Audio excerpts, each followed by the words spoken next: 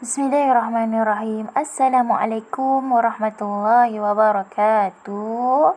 Okey murid-murid, hari ini kita akan masuk tajuk baru, iaitu beriman kepada kitab. Okey. Jadi hari ini kita akan masuk unit 1, pengertian hukum dalil beriman kepada kitab. Tapi hari ini kita cuma akan masuk pengertian dan hukum sahaja. Okey, baik. Jadi, tengok dekat gambar tu, ada gambar apa? Ada gambar Al-Quran tu tak? Okey. Jadi, baca dan ikut Ustazah baca. Pertama, Al-Quran, Injil, Zabur, Taurat. Ulang lagi sekali.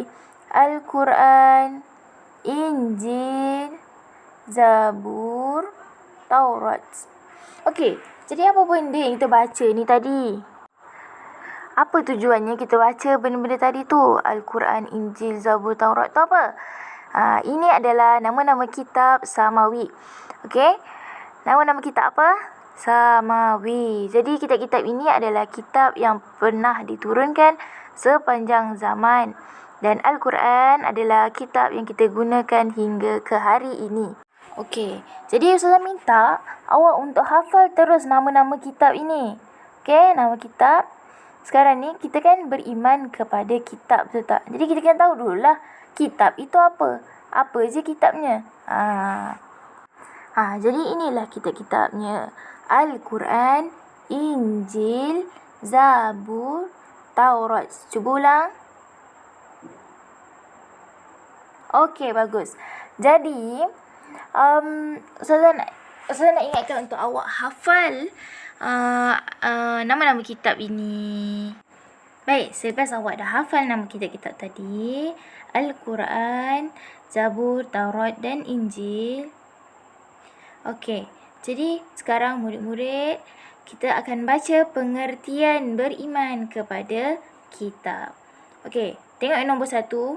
Pengertian beriman kepada kitab ialah batu pertama, Allah Subhanahu wa Ta'ala telah menurunkan kitab. Ulang. Allah Subhanahu wa Ta'ala telah menurunkan kitab. Batu yang kedua, diturunkan kepada Nabi dan Rasul. Ulang. Diturunkan kepada Nabi dan Rasul. Okey, batu yang ketiga, menjadi panduan hidup. Menjadi panduan hidup. Okey, jadi murid-murid sekarang tengok dekat batu yang pertama, 2 dan 3 sila baca.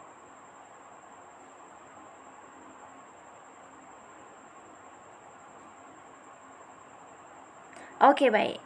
Jadi tengok batu yang pertama, Allah Ta'ala telah menurunkan Al-Quran. Dia telah menurunkan kitab. Jadi, siapa yang menurunkan kitab-kitab tadi? Al-Quran, Zabur, Taurat, Injil tadi. Siapa yang turunkan? Allah Subhanahu wa Ta'ala. Bukan Nabi sendiri yang buat ya. Allah Ta'ala yang turunkan. Okey, tengok batu kedua pula. Diturunkan kepada Nabi dan Rasul. Okey, jadi keempat-empat kitab tadi telah diturunkan kepada Nabi dan Rasul. Okey. Contohnya tengok Al-Quran diturunkan kepada siapa? Nabi Muhammad sallallahu alaihi wasallam. Jadinya kitab-kitab ni tidak diturunkan kepada orang-orang biasa ya. Dia akan diturunkan kepada Nabi dan Rasul sahaja. Okey. Jadi tengok batu yang ketiga.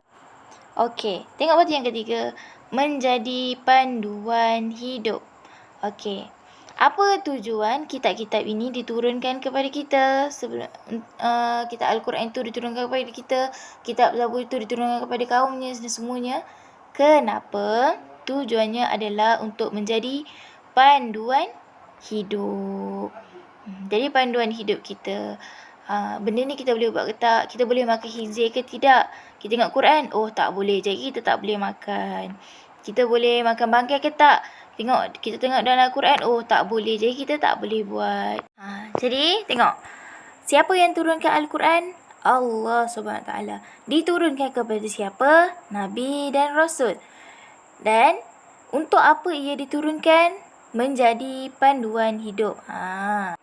Okey, sekarang tengok pula nombor 2. Wajib beriman kepada kitab. Tadi saya cakap hari ini kita akan belajar pengertian dan juga hukum kan. Okey, sekarang kita masuk hukum beriman kepada malaikat.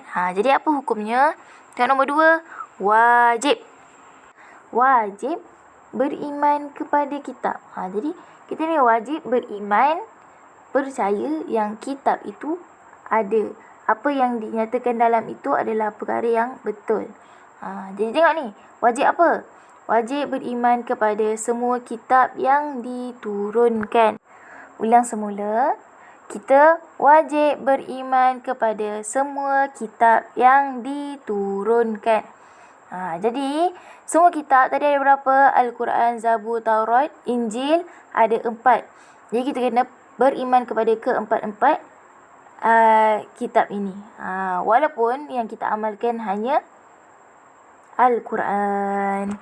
Jadi, tak boleh lah. Tak boleh awak kata, saya nak percaya Al-Quran je. Saya tak nak beriman dengan kitab-kitab yang lain. Tak boleh. Awak kena beriman dengan semua. Tapi awak kena ingatlah, yang kita amalkan hanya Al-Quran. Okey, jadi tengok batu yang kedua untuk nombor 2. Wajib mengamalkan isi kandungan Al-Quran dengan ikhlas. Ulang, wajib mengamalkan isi kandungan Al-Quran dengan ikhlas. Jadi tengok dalam Al-Quran kan, ada larangan kita makan khinzir. Awak tahulah kan apa kan? Okey. Jadi dalam Al-Quran kata tak boleh makan khinzir. Jadi kita kenalah ikut amalkan apa yang Al-Quran katakan. Dalam Al-Quran ada menyuruh kita untuk solat, untuk berzakat. Jadi kita kena buat dengan ikhlas. Okey, kalau dekat Malaysia ni kan, kita kan duduk kat negara Islam, negara yang mengamalkan Islam. Tak jadi kan, kita tak adalah jumpa daging-daging khinzir dekat tepi-tepi jalan macam tu.